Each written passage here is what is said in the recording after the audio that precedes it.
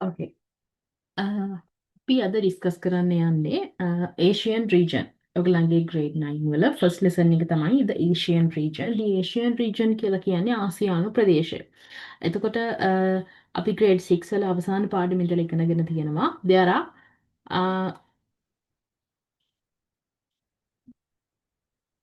7 continents. මහද්වීප 7ක් සහ 5 ocean සාගර 5ක් තියෙනවා කියලා. එතකොට අපි ඒ ටික ආයෙත් මතක් කරගමු. What are the 7 continents in the world? Continent of Asia, continent of Africa, continent of North America, continent of South America, continent of Europe, Australia, Antarctica. Antarctica. එතකොට අපි මේ grade 6, 7, 8 කියන ඒ හැම කාලෙදිම අපි මේක ඩිස්කස් කරනවා. හරි. ඊට පස්සේ there are 5 oceans in the world. එතකොට Pacific Ocean තමයි the largest ocean. ඊළඟට Indian Ocean, Arctic, Antarctic Ocean වලට අපි Southern Ocean කියලා කියනවා. දක්ෂිණ සාගරය, the Southern සාගරය,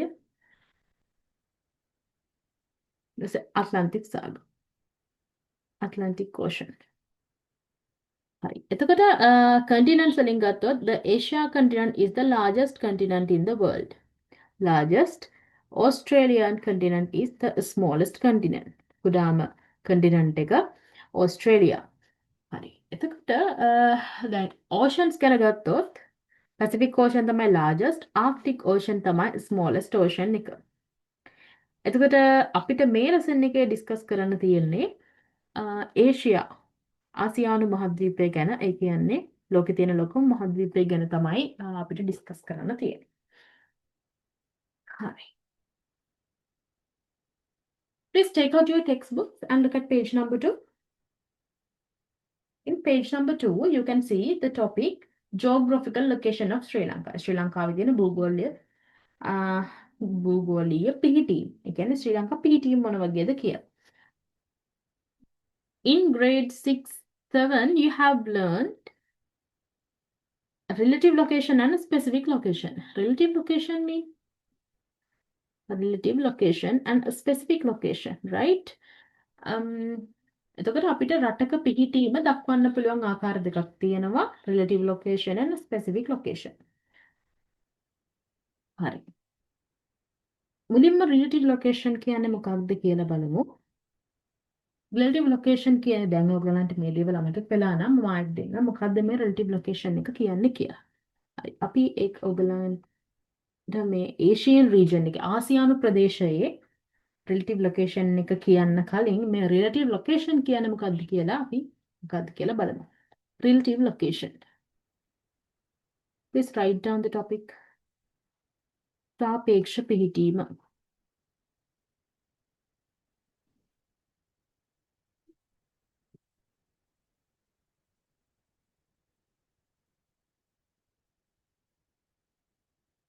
සාපේක්ෂ පිහිටීම.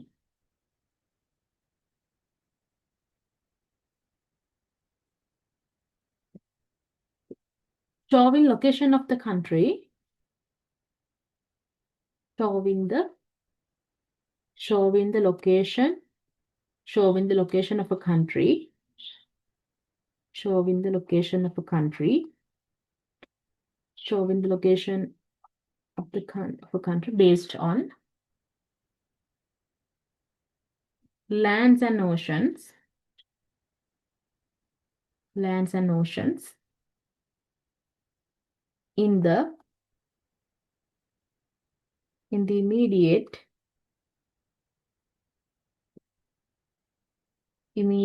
surrounding. ආසන්න වටපිටාවේ.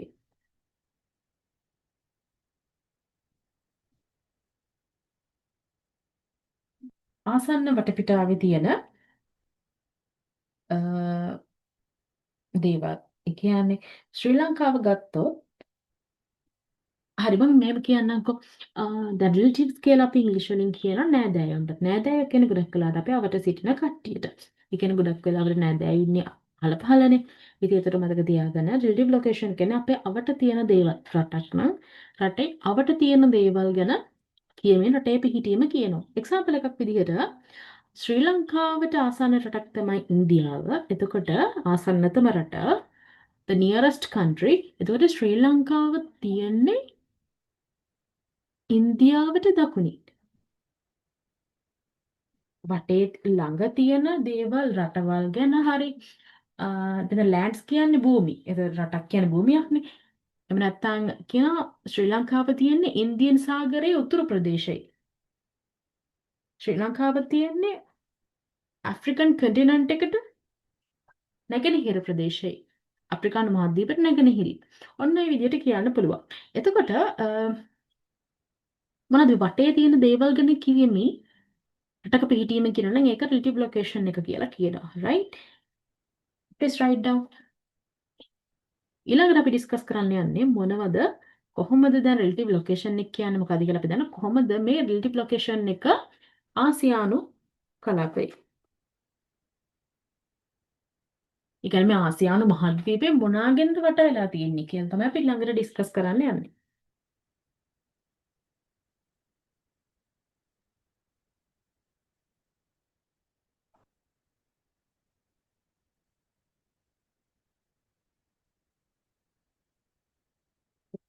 Asian continent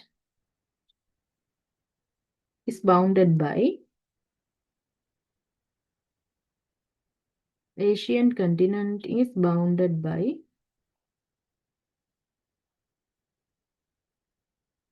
Asian continent is bounded by bounded කියන්නේ සීමා වෙලා තියෙනවා.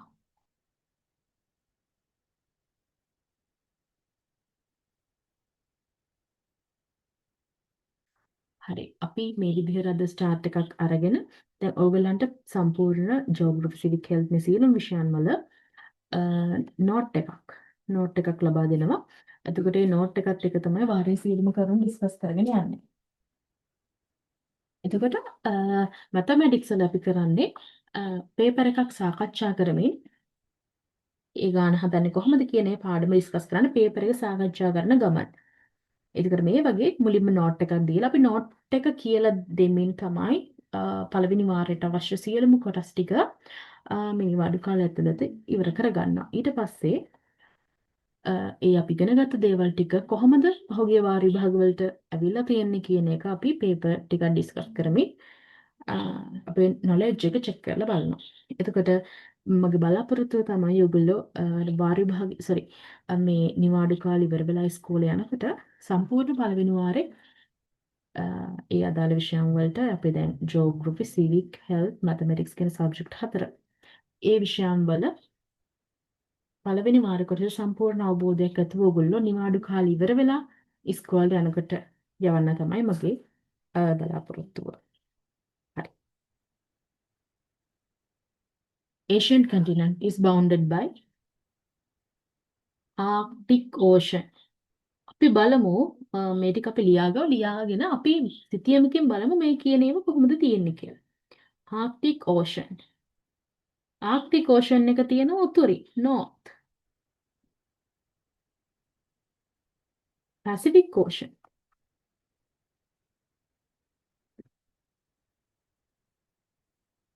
East. නැගෙනහිරින් තියෙන Pacific Ocean එක.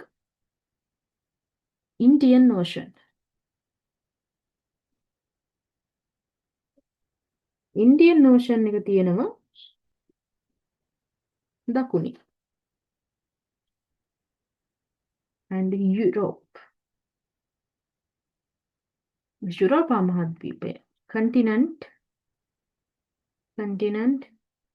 of Europe. යුරෝපා මහද්වීපය තියෙනවා වෙස්ට් බටහිරින්. Please write down.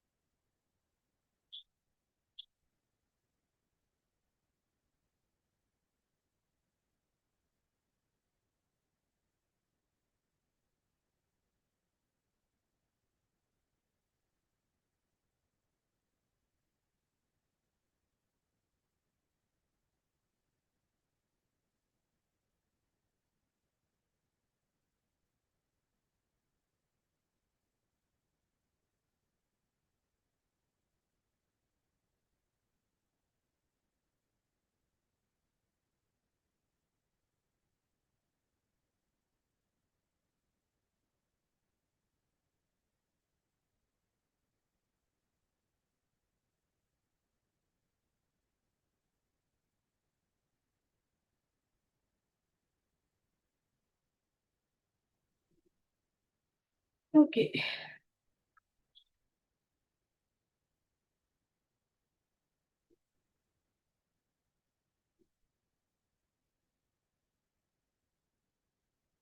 හරි. දැන් අපි මැප් එකක් අරගෙන බලමු මෙන්න මේ කියන දේවල් ටික කොහොමද තියෙන්නේ කියලා. හරි. දැන් අපි බලමු Asian continent is bounded by Arctic Ocean on north. මේ තියෙන්නේ ඒෂියා ආසියානු කලාපයේ තියෙන්නේ මේ. එතකොට දැන් ආසියාව හරියට පැහැදිලිව පේන තව මැප් එකක් මම ෂෙයා කරන්න.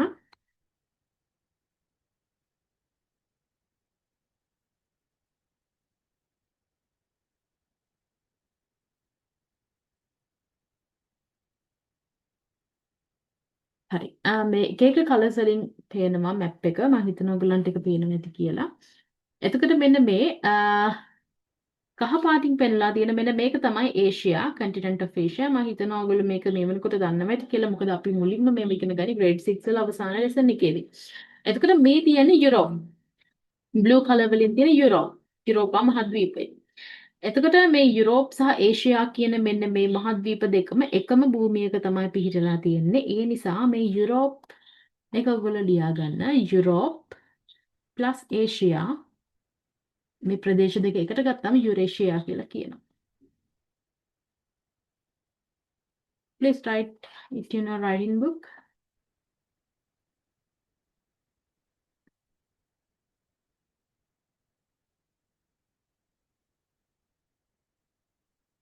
හරි. මෙතන මම තව දෙයක් කියන්නම්. දැන් අපි boundaries ගැන කතා කරාම west නැත්නම් බටහිරින් continent of Europe.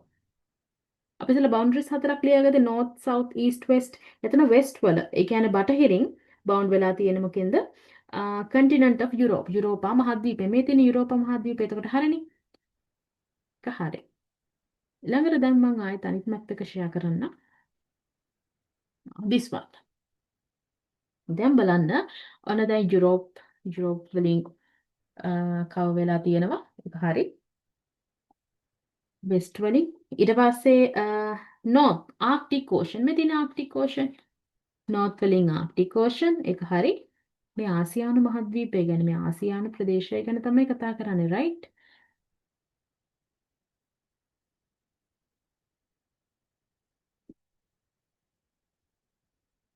ගැන. එතකොට ළඟන හරි west north ළඟට South in Indian Ocean මේ Indian Ocean එක තමයි දකුණින් තියෙන boundary එක. ඊට පස්සේ east වලින් Pacific Ocean. නැගෙනහිර Pacific Ocean එක තමයි තියෙන සීමාව. අන්න දැන් අපි කියපු සීමා ටික ඔන්න විදිහට අපිට බලා ගන්න පුළුවන්.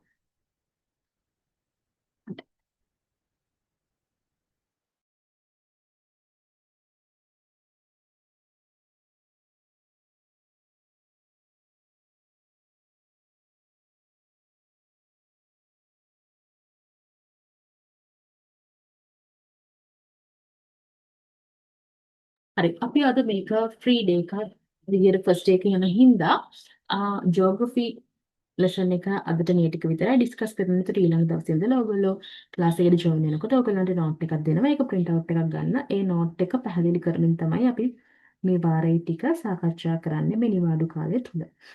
හරි. එතකොට ඔයගොල්ලන් මේ අපිට ඉස්කෝලේ කියලා දුන්නේවත් තේරුණත් නැතත් නෝට් එකක් තිබුණත් නැතත් අපි ක්ලාස් එකට ජොයින් වෙලා සම්පූර්ණ පළවෙනි වාරය ටික කවර් කරගන්න පුළුවන්. ඒ වගේම අපේ දිගටම අපේ ක්ලාස් පැකට් වෙනවා තියරි ක්ලාසස් and ඒ වගේ අපි සාමාන්‍ය ටර්ම් ටෙස්ට් එකට මාසෙකමාරකට කලින් අපේ පේපර් ඩිස්කෂන් එක පටන් ගන්නවා. ඉතින් අපේ ක්ලාස් එකට මොන හරි ඔයගොල්ලන් දැනගන්න දෙයක් තිබ්බොත් මෙසේජ් එකක් එවන්න. ඒ වගේම ඔයගොල්ලන්ට මොන හරි තේරුම් නැති දෙයක් තිබ්බොත් මෙසේජ් එකක් එවන්න අනිවාර්යෙන්ම මම ඔයගොල්ලන්ට ඒක පැහැදිලි කරලා දෙනවා.